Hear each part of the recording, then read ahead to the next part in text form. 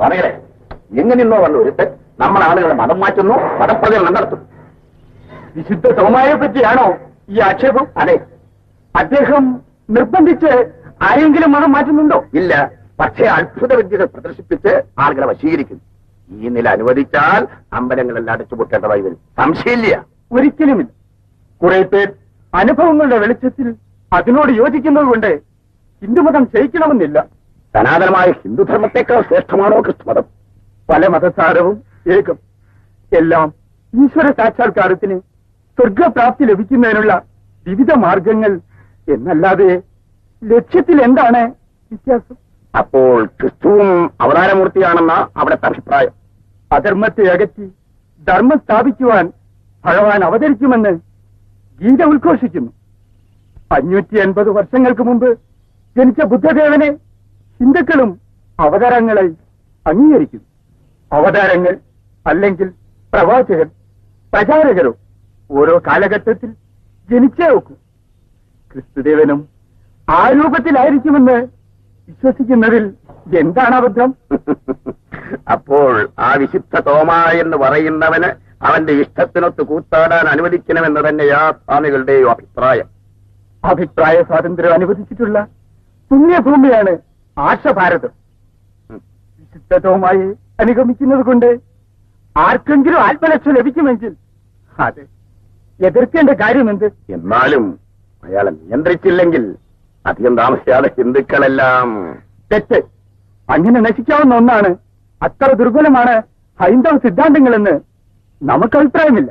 രാജകുമാരൻ വരെ ഇപ്പോൾ അയാളുടെ പിന്നാലെ ചുറ്റിക്കൊണ്ടിരിക്കുക. രാജകുമാരൻ ബുദ്ധിഹീനനോ വിദ്യാശൂന്യനോ അല്ലല്ലോ. എന്തായാലും ശരി, ഞങ്ങൾക്കിതിനോട് യോജിക്കാൻ സാധ്യമല്ല. യോജിക്കണമെന്നില്ല. യോജിക്കാൻ സന്നദ്ധതയുള്ളവരെ യോജിപ്പിക്കാനും നിങ്ങൾക്ക് സാധിക്കുകയില്ല. ശരി, നോക്കാം. അവന്റെ മഹാശക്തി ഒന്ന് അറിഞ്ഞിട്ട് നല്ല കാര്യം. ദൈവം മനുഷ്യരുടെ പാവങ്ങളെ കണക്കിലെടുക്കാതെ മിശിഹ വഴി ലോകത്തെ രമ്യപ്പെടുത്തി സമാധാന സന്ദേശം അവിടുന്ന് എന്നെ ഏൽപ്പിച്ചു. ഞാൻ മിശിഹായുടെ പ്രതിനിധിയാണ്. ദൈവത്തോട് രമ്യപ്പെടാൻ മിശിഹായ്ക്ക് വേണ്ടി ഞാൻ നിങ്ങളെ ഉപദേശിക്കുന്നു. ഞാൻ വഴി ദൈവം ഉത്ബോധിപ്പിക്കുകയാണ്. പിതാവായ ദൈവത്തിൽ നിന്നും കർത്താവായ ഈശോ മിശിഹായിൽ നിന്നും നിങ്ങൾക്ക് സമാധാനവും അനുഗ്രഹവും.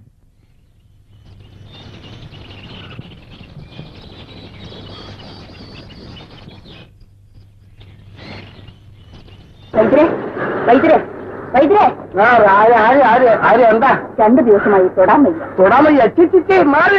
മാറിക്കാൻ പറ്റുമോ? പിന്നെ തൊട്ട് ശുദ്ധം മാറ്റണം. തൊട്ട് നോക്കുമ്പോ അറിയാം, പൊള്ളും. അത്രയ്ക്ക് കട്ടിയാ. ദാഹം. ഓഹോ, ദാഹമല്ലേ ഉള്ളൂ, മോഹമൊന്നുമില്ലല്ലോ. അയ്യോ, ആർത്തി. ചുണ്ടും നാവും ഒക്കെ കത്തി കരിയുക. കിടപ്പിലായിട്ട് 10 ദിവസമായല്ലോ. അങ്ങേര് എന്റെ ഭർത്താവേ. ഓഹോ, ഭർത്താവിലാണോ? പിന്നെ ഞാൻ എന്തെന്നാ പറഞ്ഞത്? അപ്പൊ ഞാൻ എന്തോന്നാ കേട്ടത്? അയ്യോ, പനി പൊള്ളണ പനിയാ. ആട്ടെ, പനി വരുമ്പോൾ വിറയലുണ്ടോ? വിറയലുണ്ടോന്ന് തുള്ളലാ, ബാധ പിടിച്ച മാതിരി. അടുത്ത് നാവ് നേട്ടണം. ഞാനോ? നീട്ടണം നാവ്. അയ്യോ, എനിക്കല്ല വൈദ്യരെ. നിന്റെ കണ്ണിൽ ചോരയുണ്ടെങ്കിൽ അവനും കാണും. ഭർത്താവ് ഭാര്യയുടെ ആരാ? അർത്ഥം പകുതി. ഒന്നിലുള്ളത് 2ലും കാണും. ശരി, ഞാനൊരു ഭസ്മം തരാം. അത്താഴ പുറമെ ആഴയ്ക്ക് ഉപ്പ് നീട്ടി അരച്ചു കൊടുക്കണം. അല്പം കയ്പാണ്, കഴിക്കും. അയ്യോ, കയ്പുണ്ടെങ്കിൽ അങ്ങേര് കൊന്നാലും കഴിക്കില്ല. കൊല്ലാതെ കൊടുക്കണം. ആകട്ടെ, ഒരുമിച്ചാണോ താമസം?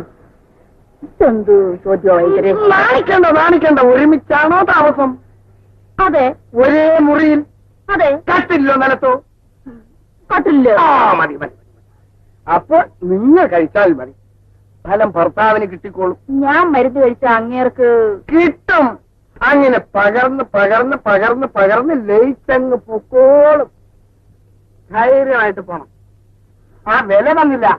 പേടിക്കണ്ട, വൈദ്യർക്ക് വെച്ചിട്ടുണ്ട്. എന്തോ കൊല? കൊലയോ? ഒന്നാന്തരം ഒരു ഏത്തക്കൊല എടുത്തോണ്ട് വരാൻ ആളില്ലാഞ്ഞിട്ടാ. ഞാൻ കൊടുത്തയക്കാം. വൈദ്യരെ, എന്റെ കോഴിയെ രക്ഷിക്കണം. എന്ത് പറ്റി? ഇത് കണ്ടോ? കാണുന്ന പിടക്കോഴികളുടെ പുറകെ എല്ലാം ഓടി നടന്നിരുന്ന ചുണക്കുട്ടന 2 ദിവസമായി തൂങ്ങി നിൽക്കാൻ തുടങ്ങിയിട്ട് ഇവന്റെ നടപ്പ് കാണുമ്പോ ചങ്ക പൊളിഞ്ഞോണ്ട് വഹിച്ചിട്ട് കണ്ടടത്തെല്ലാം കേറി ഇറങ്ങി നടന്നവനല്ലേ കുറെ കഴിയുമ്പോ തൂങ്ങും, അല്പം കഴിയുമ്പോൾ അനങ്ങിയില്ലെന്നും അയ്യോ കൊടുങ്ങലിലേക്ക് ഒഴിഞ്ഞിട്ടിരിക്കുന്നതാ. ചത്താനുണ്ടല്ലോ ഭഗവതി കോപിക്കും. ഓഹോ ശരി, നാവ് കിട്ടണം. നാവോ കിട്ടണം നാവ്. ഓ രക്തക്കുറവുണ്ട്. ആ മനസ്സിലായി. ഇത് പിടക്കോഴികളുമായിട്ടുള്ള അടിക്കടിക്കുള്ള സമ്പർക്കം മൂലം ഇവന്റെ ആണത്വം നശിച്ചു. കണ്ടോ, ഈ പൂവൻ പെടയാകാൻ പെടയോ? പേടിക്കണ്ട, 2 ദിവസം കഴിഞ്ഞാൽ നിങ്ങളുടെ പൂവൻ കോഴി മുട്ട ഇട്ടുകൊള്ളും. നേരാണോ വൈദ്യുതി പറയും? പരിണാമം, അണുക്കളുമായുള്ള ഏറ്റുമുട്ടൽ. അണക്കുപ്പ് നീട്ടിൽ ഇത് അണക്കൊടുക്കണം. വിലടന്നില്ല. ഇവൻ ആദ്യം ഇടുന്ന മുട്ടയുണ്ടല്ലോ, വൈദ്യർക്ക് തന്നെ വന്നേക്കാം. എന്റെ ഭഗവാനെ, ഒന്ന് കൊല, ഒന്ന് മുട്ട. ഇനി ഇവിടുന്ന് വരുന്നവൻ എന്ത് കൊണ്ടുവരുവാകും?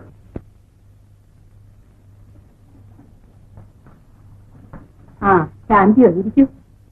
ക്ഷേരദേശത്തിന്റെ ഈ ഐശ്വര്യദേവതയുടെ തിരുമുൻപിൽ അങ്ങനെ ഒരു ഗുരുത്വദോഷം കാണിക്കാൻ നോമുതിരില്ല.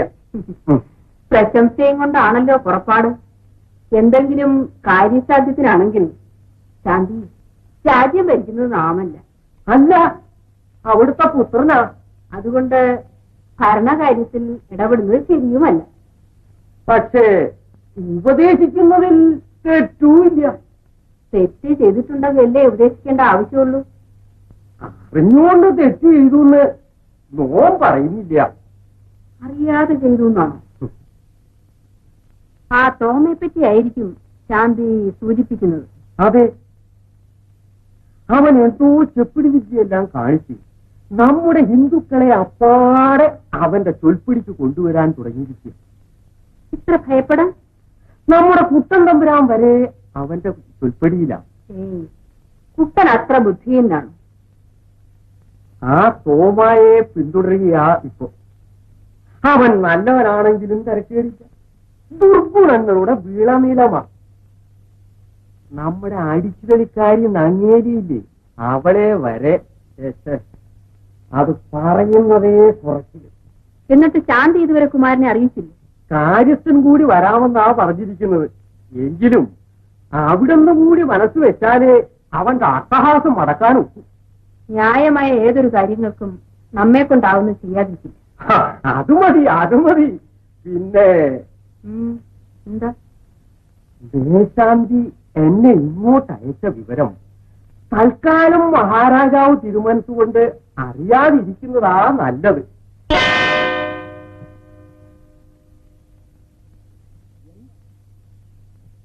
അടിയൻ വിടകൊള്ളട്ടെ.